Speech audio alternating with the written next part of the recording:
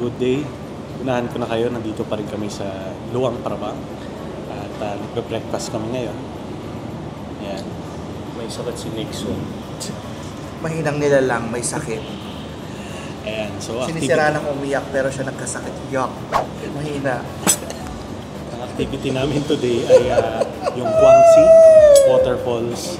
And then after nun ay isa kami ng Luang Prabang.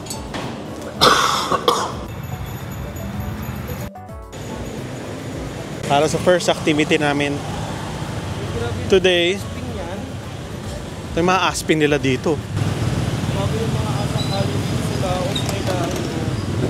Puro mga ganito.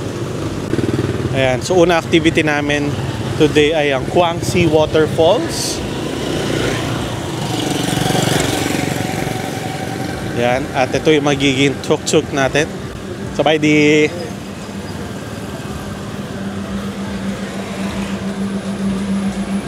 Doon na si Steve sa unahan, so kami dito sa likod. So pare-pareho naman sila lahat ng itsura ng tuk-tuk, no? Dito sa Lao. Ayan, so ang biyahe namin 1 oras from dito sa hotel. Loc-An is bye-bye. 1 oras ang biyahe namin from this area sa Luang Prabang Pavilion Hotel papunta doon sa Guangxi Waterfalls.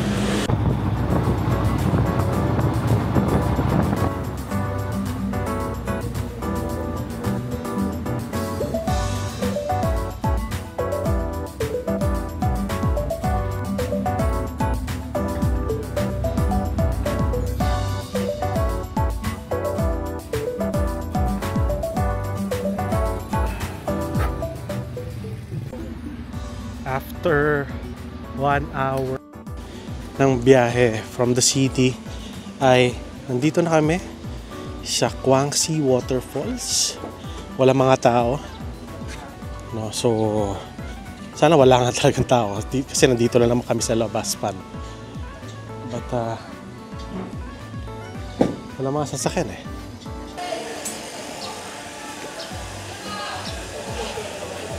Yan, so ito yung itsura sa loob. Ayan, ito naman yung Guangxi Waterfalls. Painting lang. So, yan, wala pa mga tao. Okay, ito. For locals, nasa 20,000 kip. And for foreigners, 60,000 kip. Isang electric car lang tayo.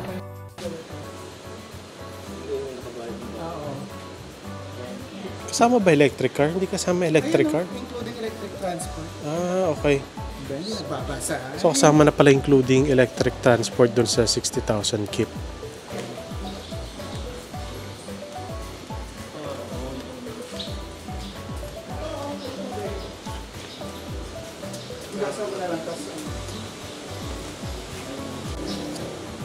Okay. So, ito yung ticket at i-scan.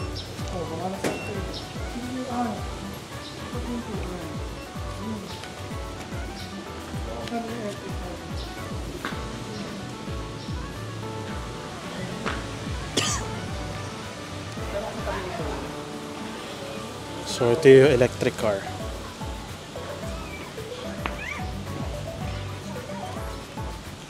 Solo kami.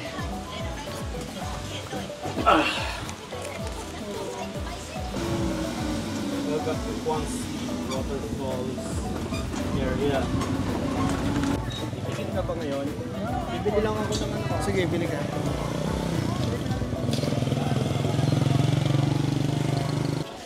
So malaki pala to. Itong Guangxi Waterfalls. Hindi lang siya mismo pagdating sa lugar. Yun na. Malaki pala siya.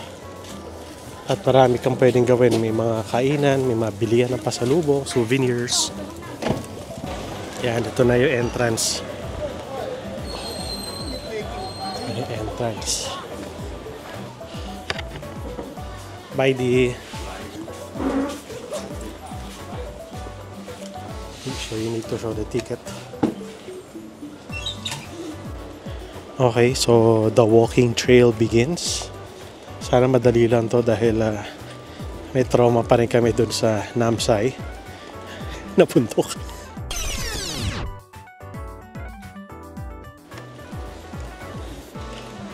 And good thing walang mga tao para makakuha kami ng maganda-gandang shots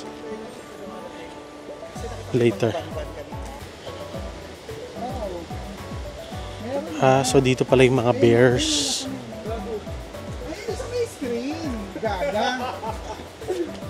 Dito pala yung mga bears na nakikita namin. Ayaw nga. Ito. Sabi ko nga sa'yo, pwede mo pang pakainin niya may bayad.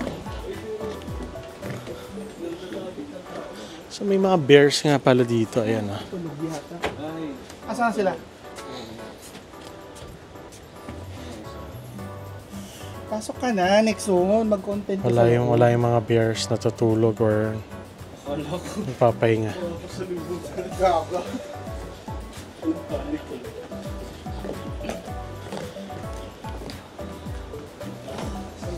So hindi lang mismong waterfalls ang meron dito, kundi may mga bears pa. Sleeping? No bears? 19 bears. Where? So there's still bears there. Okay. Okay. Kabchay. So may mga bears din pala dito. Ano kaya yung meron dito? Yung black lang na yun. Sa tikla na. Bakit hindi ka tumayo doon para kunyari ikaw yung huling bear? Asiatic black bear yung ano. Nakanaman nila lang. Sabi namin, eat this, eat this. Ayan. Walang bear sa Pilipinas. Ito yung pinakahuling bear. Ayun, naglalakad. Ayun o, lapit o. Ayun o. Hi, bear. Ay, Nasa harapan mo wow. na. Ayan nga. Ang laki ng bear. Ang salamin yung kanina. Ha? Mahain lang siya. Do not feed. Please keep quiet. Ayun ang pa iba nasa dulo. Diba? Sino makaka-expect na may mga bears pala kami makikita dito? Oh, ito na yung mga bears natutulog. Okay, tuloy kami sa walking trail papuntang Kwangsi Waterfalls. Mahaba pala yung walking trail. Hindi pa rin siya yung mismong pagdating mo lang sa lugar, entrance ay nandun na yung falls. Okay na rin kasi at least you are one with nature, no?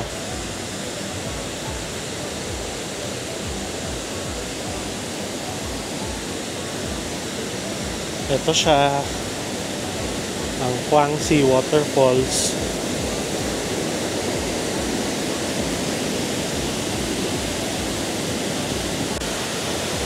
Okay, tuloy pa rin tayo sa paglalakad dahil hindi para palayo yung mismong falls. Pero part na rin ng Kwangsi Waterfalls. Oh.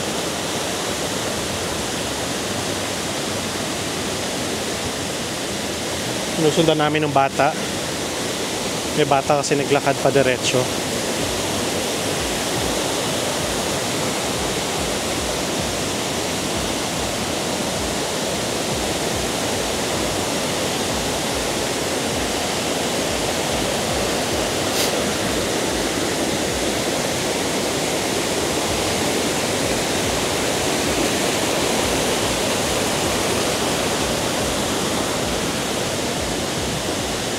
Meron pa rin, hanggang dulo yata to.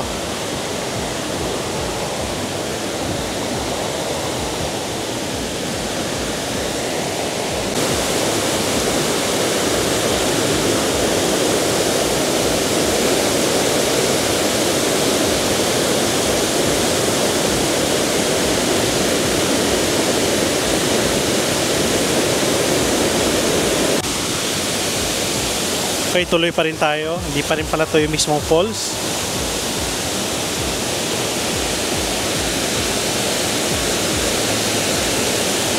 Tuloy pa tayo. So, di ko muna kayo spoil habang wala pa ako mismo doon sa mismong area, no? So, brief description lang. So, itong Kuangsi Waterfalls ay located nga dito sa Luang Prabang. So, ang Luang Prabang pala is ano, no? UNESCO Heritage City. And, wow. Wow.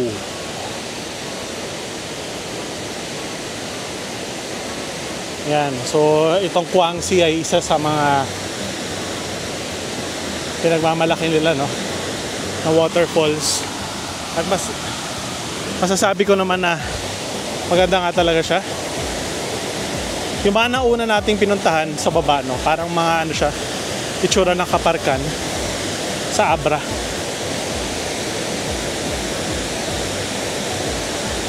Yan. The waterfall, Tat Kuangsi, a legend.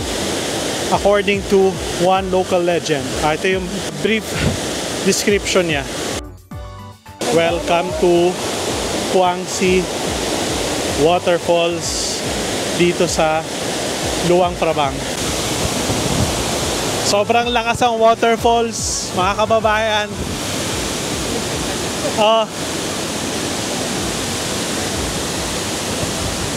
Woo!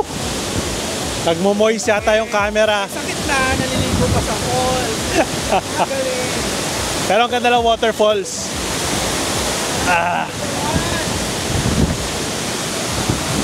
Kaya pala, ngayon naintindihan ko na bakit kailangan puntahan tong Kuangsi Waterfalls na to. Kasi, maganda siya.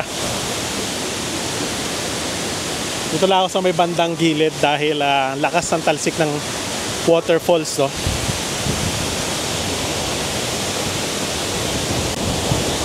Yung isa, enjoy na enjoy.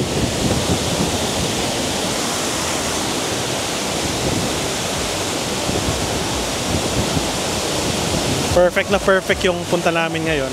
Hindi siya yung kahit umulan kagabi, no, kahapon, ay maganda pa rin ang itsura niya. No, malinis, yan.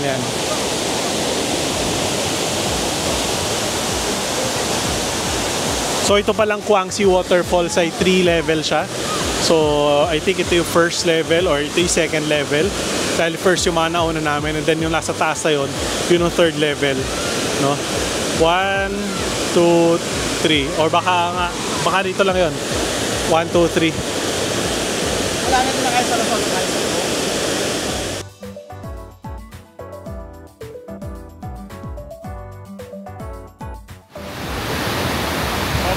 Isang talsik ng Kuangsi Waterfalls, nabasa na yung mga gamit namin. No, pero sobrang ganda niya. Makikita na naman sa likod ko, no? Sobrang ganda niya. Marami rin naman tayong waterfalls sa Pilipinas, pero may kanya-kanyang ganda talaga mga waterfalls sa mundo, no? Mas na-appreciate natin bakit kailangan puntahan itong Kuangsi Waterfalls.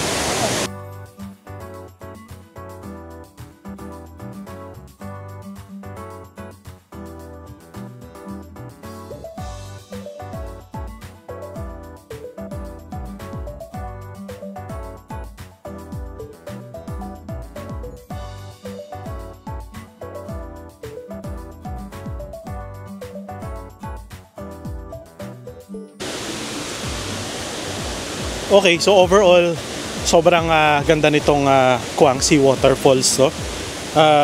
Siyempre marami rin tayong magaganda sa Pilipinas, pero dito sa Lao or sa Luang Prabang, talagang pagmamalaki nila itong Kuangsi Waterfalls na parte, no, ng kanilang UNESCO Heritage recognition, no?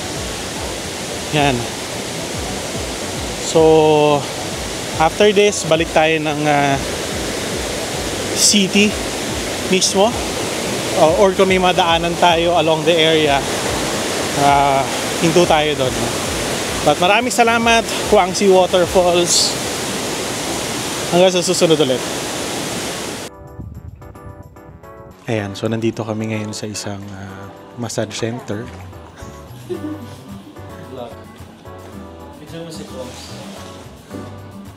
Ayun si Poms, nasa dulo. Kami naman ni Ivan nandito.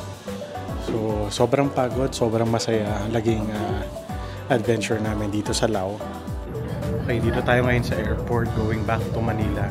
Maraming salamat sa lahat ng nanood ng vlog na ito sa bansang Lao. Hanggang sa ulitin po, no? Maraming salamat po sa Lao, sa Vientiane, Bang Bien at sa Luang Prabang. Maraming salamat kay Steve at kay Ivan na sumama sa akin sa Untold Adventures na to. Hanggang sa ulitin po ulit. Paalam, tapusin na natin to.